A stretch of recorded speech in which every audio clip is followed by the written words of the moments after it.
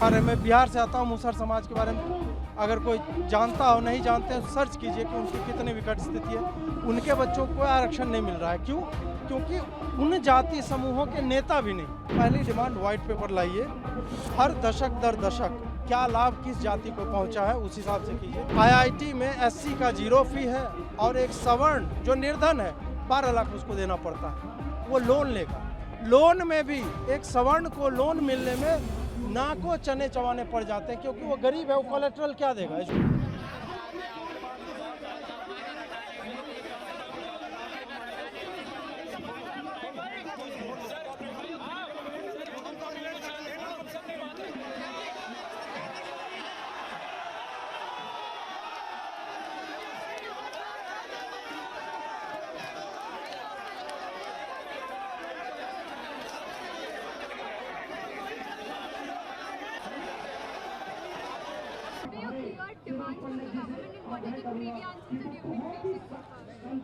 देखिए, हमारी सबसे बड़ी डिमांड तो ये है कि सरकार एक वाइट पेपर लेकर के आए कि अभी तक जो तुमने ये 80 साल तक आरक्षण दिया है, जिन जिन को दिया है, और उनकी संख्या बढ़ती ही जा रही है, मतलब लोग बैकवर्ड होते ही जा रहे हैं, तो इस पर एक वाइट पेपर लाओ कि भाई इससे लाभ किसको मिला है। ओबीसी में 3-4 जातियां हैं जो 70-80% आरक्षण ले रही है। एससी में भी सेम है। हजार जातियां इन दोनों समूह में ऐसी हैं जिनको कभी आरक्षण का कोई लाभ नहीं मिला है आज तक। मतलब उनके बच्चे घोंघा चुन करके खा रहे हैं, चूहा पकड़ के खा रहे हैं। मैं बिहार से आता हूँ। मुसहर समाज के बारे में अगर कोई जानता हो, नहीं जानते हैं, सर्च कीजिए कि उनकी कितनी विकट स्थिति है। उनके बच्चों को आरक्षण नहीं मिल रहा है। क्यों?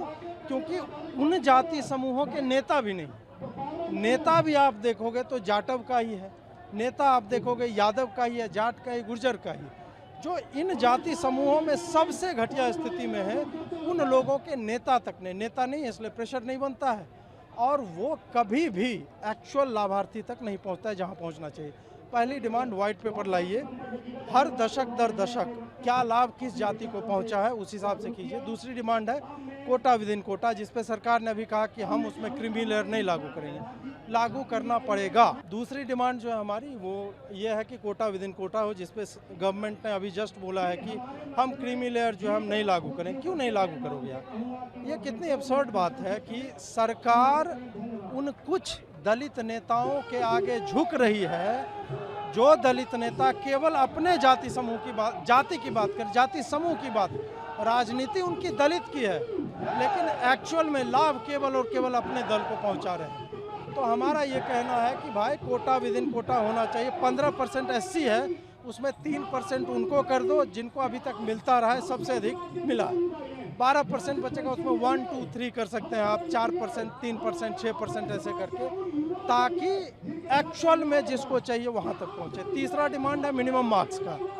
मेरिट से कॉम्प्रोमाइज करके आप विकसित भारत का स्वप्न नहीं बेच सकते। 50% यदि जो योग्य युवा हैं या बच्चे हैं, बच्चियां हैं जो पढ़ाई कर रहे हैं, उनको एडमिशन ही नहीं मिलेगा आईआईटीज में, आईएम्स में या हायर एजुकेशन में, तो यार तुम्हारी एफिशिएंसी 50% वहीं घट गई। उसके बाद आप टीचिंग में भी आरक्षण दिए हुए हो, तो वो पढ़ाएंगे क्या? फिर आपके जो लोग हैं वो भाग जाते हैं बाहर, काहे कि उनको अच्छा रिसर्च के लिए मिल रहा है। आपने रिसर्च की फंडिंग इतनी लिमिटेड कर रखी है कि वो रिसर्च नहीं कर पाते, तो क्या करेंगे? और उनको मैं भगोड़ा नहीं कहूँगा, वो यार माता सरस्वती ने मस्तिष्क दिया, उसका यूज कहीं पे कर रहे, मानवता की भलाई के लिए, चाहे यूएस में रिसर्च करें, कहीं पे करें, हम वहाँ पे उनको हेल्प नहीं कर रहे हैं। तो इसलिए मिनिमम मार्क्स जो है वो मेरिट से कॉम्प्रोमाइज़ नहीं होने देगा, वो कर दें। फिर एक रास्ता है ईडब्ल्यूएस को एससी के एट पार ट्रीट किया जाए। जिस वर्ग की परिभाषा में इकोनॉमिकली वीकर लिखा हुआ है, उसको ना तुम फॉर्म खरीदने में सहूलियत दे रहे हो, ना तुम उसका हॉस्टल फीस माफ़ कर रहे हो, ना कोर्स फी उसका माफ़ हो रहा है, तो भाई तुम उसको रिकॉग्नाइज करके क्या मतलब, क्या लॉजिक है इसका? और उसका कट ऑफ भी ऐसा नहीं है कि बहुत ज़्यादा डिफरेंस रहता है जनरल से, लगभग एट पार ही रहता है। तो आपने एक्चुअल में कुछ नहीं किया, ये एक झुंझुना उनको पहुंचा दिया गया। और दुर्भाग्य देखिए कि सबसे अधिक अर्निंग क्लास कौन है? तुम तो मान लिए हो ना कि दलित, पीड़ित, वंचित, शोषित हैं, तो भाई वो तो इनकम टैक्स भी नहीं दे रहे हैं। ना ही उनका कंजम्पशन उतना है कि तुम ये कहोगे कि नहीं वो जीएसटी तो दे रहे हैं, वो मैच करेंगे। नहीं, मैं एक आदमी जो मान लीजिए 1 लाख रुपए के मकान में रहता हूँ, फॉर दैट मैटर कि 1 लाख रुपया मैं रेंट देता हूँ, तो मेरा जीवन स्तर ऊंचा है।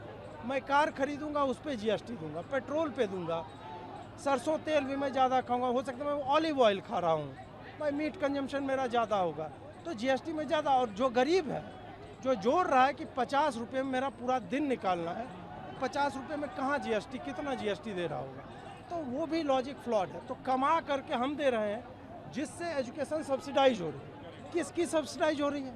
ईडब्ल्यूएस की नहीं हो रही, उन 50% लोगों की हो रही है जो हमारे जान के पीछे पड़े हुए हैं, जो -40 आप वही कि विकसित भारत कैसे बना लोगे यार, ये -40 -60 वाली। तो एक तो वो है कि आप ईडब्ल्यूएस को करो, एससी के पार उनको आर्थिक लाभ मिलना ही मिलना चाहिए। ये बेयर मिनिमम 4-5 बातें हैं जिससे एक्चुअल में एससी एसटी ओबीसी कोई हानि नहीं होने वाली है। इस वर्ग को जो आज सड़कों पे आया है, और आगे आने वाले समय में ये जंतर मंतर कितनी जगह पे जाएगा ये संभवतः सरकार को पता नहीं है, तो वैसा ना करें। अभी कम से कम इंडिकेशन दे कि we are going to sit down, talk about this, और कुछ रिफॉर्म्स जो नीडेड हैं विदाउट हार्मिंग एनीबडी। एक्चुअल में हम कह रहे हैं रिफॉर्म करो, जिसको आवश्यकता है उसको दो, हमें कोई समस्या नहीं। इन सब बिंदुओं पे विचार कम से कम चालू करें, ये हमारी डिमांड है। मैसेज यही है कि आप जहाँ पर भी हैं, सबसे पहले इन्फॉर्म कीजिए अपने आप को, जस्ट टॉक अबाउट इट। जितने बिंदु मैंने बोले इन पे मनन कीजिए आप। और आरएचए आंदोलन का पेज है, इंस्टाग्राम पे है, ट्विटर पे, बहुत सारे पेज है, मैं कहता हूँ सबको फॉलो कर लो, मेरा ही पेज फॉलो मत करो। टॉक विथ डेटा कि आईआईटी में एससी का 0 फी है, और एक सवर्ण जो निर्धन है 12 लाख उसको देना पड़ता है, वो लोन लेगा। लोन में भी एक सवर्ण को लोन मिलने में नाको चने चबाने पड़ जाते हैं, क्योंकि वो गरीब है, वो कोलेट्रल क्या देगा एजुकेशन लोन का, जो भी रखना होगा, माँ बाप का जमीन का कागज। और दलित जो है उसको तुरंत लोन मिल जाता है। मतलब हर रास्ते पे सरकार ने चेक पॉइंट्स बनाए। तो आप अपने आप को इन्फॉर्म कीजिए, चिंतन मनन कीजिए इस विषय पे, लोगों से चर्चा कीजिए, और फिर चुनाव के समय में जो व्यक्ति आपके इन बिंदुओं को फुलफिल करता दिखे, इंडिपेंडेंट ही कैंडिडेट है या वो भाजपा का ही है, कांग्रेस का है, जिसका है, जो इस बात पे बोले कि हम आपकी लड़ाई लड़ेंगे, लिखित में दे, आप उनको जिताओ, उनके लिए वोट करो।